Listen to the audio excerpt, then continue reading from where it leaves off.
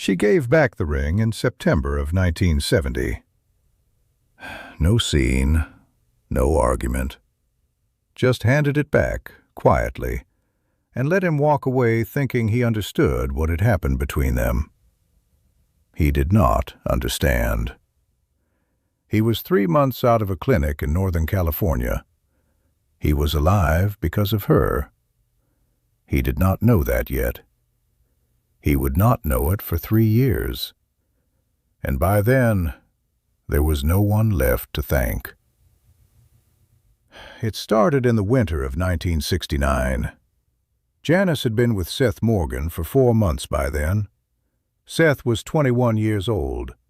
He was the son of a family that had once had standing and had lost most of it quietly over the years. He was handsome in the careless way of young men who have not yet had to think carefully about anything. He was funny and reckless, and he loved Janis with the specific intensity of someone who does not yet know the difference between loving a person and loving the feeling that person produces in them. He was also addicted to heroin. Not casually, not occasionally, completely. The people around Janis saw it immediately. Her manager saw it. Her friends saw it. The members of the band saw it. They told her. She already knew. She knew because she was paying attention, and because paying attention was the thing she did best in rooms that were not stages. She knew, and she loved him anyway. This was not a failure of judgment. It was a choice. The specific choice of a woman who understood what it meant to be in the grip of something that was larger than your intention to stop, and who had decided that understanding was worth more than distance. But she also understood something else. She understood that love, by itself, was not going to be enough. She had watched people love addicts into the ground. She had watched the love become the reason to stay in the place that was killing them, the proof that things were not as bad as they seemed, the soft landing that kept the hard landing from arriving. She did not want to be that for Seth. She wanted to be something more useful. In February of 1970, while she was preparing to fly to Brazil, she made a phone call. Not from her apartment, from a payphone on Haight Street. She called a clinic in Northern California that she had heard about from a musician she trusted, a place that had a reputation for taking people in difficult circumstances and actually helping them rather than simply managing them. She spoke to the director. She said there was a man who needed help and who would not ask for it himself. She said she needed them to take him. She said she needed them to not tell him who was paying. The director said they would need a name for billing. She gave her accountant's name. She said, "Send the bills there." She said, "Cover whatever it costs." She said, "Keep my name off everything." Then she hung up. She called her accountant. She told him to expect bills from the clinic. She told him to pay them without asking her about it each time. She told him to note it as a personal expenditure and nothing more. He asked her once if she was certain. She said she was certain. Then she called Seth. This is the part of the story that nobody who was present has ever fully described. What she said to him that afternoon on the phone.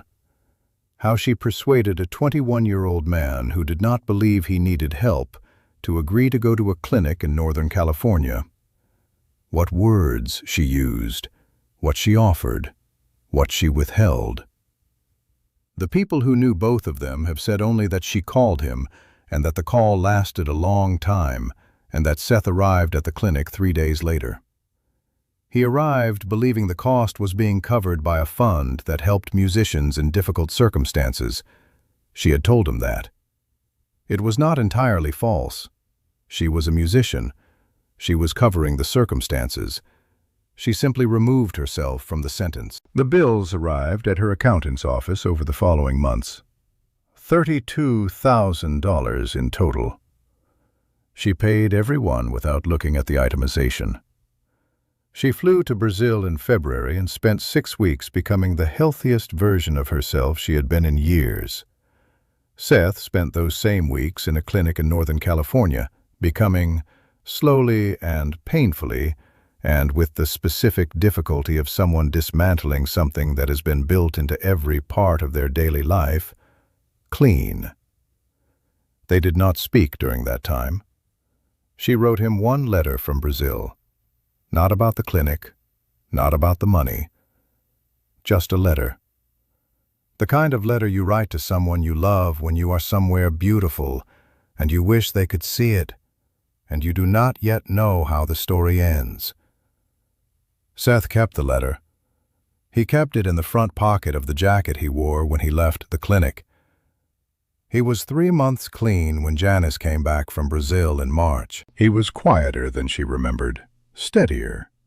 The recklessness had not disappeared entirely, but it had changed quality, the way fire changes quality when it is burned through the material that was feeding it and is working now on something more considered. They were together for 6 more months. The engagement happened in the spring. She said yes with the specific certainty of someone who has already made a much larger commitment and is simply making it official. She did not tell him about the clinic. She did not tell him about the phone call, or the payphone, or the $32,000, or the instruction to keep her name off everything. She simply loved him, in the way she loved everything, completely, without requiring credit, without keeping score. The engagement ended in September of 1970, not dramatically, not in a single moment, in the accumulated weight of 2 people who were both too much in certain directions and not enough in others, and who could not find the combination that made those things work together rather than against each other. She handed back the ring on a Tuesday afternoon, quietly, without a scene. Seth took it and left thinking he understood what had happened. He did not understand. 6 weeks later, Janis was dead. Seth learned about it the way everyone learned about it, suddenly, from someone who had just heard, in a room where the information arrived before anyone was ready to receive it. He was 22 years old. He was clean. He was alive. He did not yet know why the alive part had happened the way it had. 3 years later, in 1973, he was going through paperwork. The ordinary administrative work of a man trying to put certain parts of his past in order. He found a document related to the clinic, a billing statement that had been sent to the wrong address and had eventually found its way to him through a forwarding chain that nobody had anticipated. The statement showed the account that had covered his stay. He did not recognize the account number. He called the clinic. He asked them whose account it was. There was a pause on the other end of the line. The woman in the billing office said she was not sure she should share that information. Seth said he needed to know. He said he had a reason. She told him. He sat with the phone in his hand for a long time after she told him. He had given that name back a ring.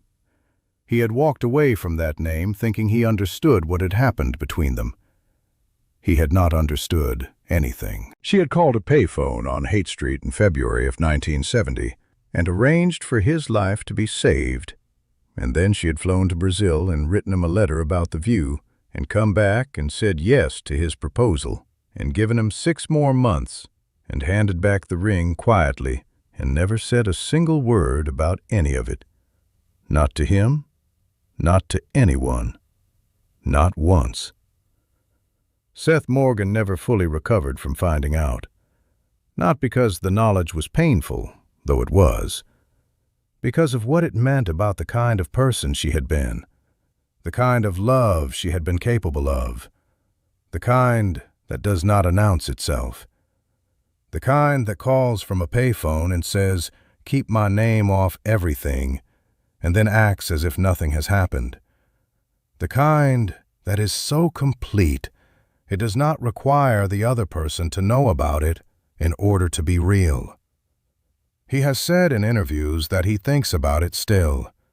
The payphone, the $32,000, the instruction to cover whatever it costs. The ring handed back quietly on a Tuesday afternoon by a woman who had already given him something worth more than any ring. His life. Without asking for anything back, without asking him to even know. Janis Joplin died on October 4th, 1970. She was 27 years old. She had been clean of the clinic's records for 3 years by then.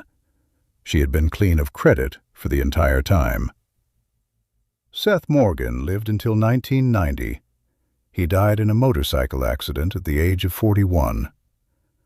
In the years between finding out and his death, he spoke about Janis occasionally. He spoke about the music, about what she had meant to rock and roll, about the voice and the stage and the legend.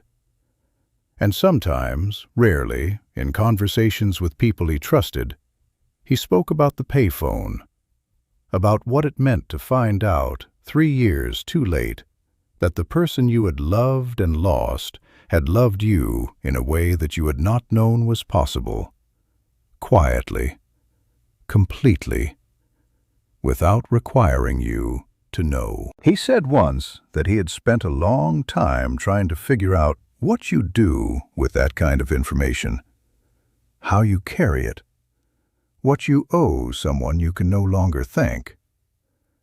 He said he never fully figured it out. He just carried it. The way you carry something that is too important to put down and too heavy to hold comfortably. You just carry it all the way to the end.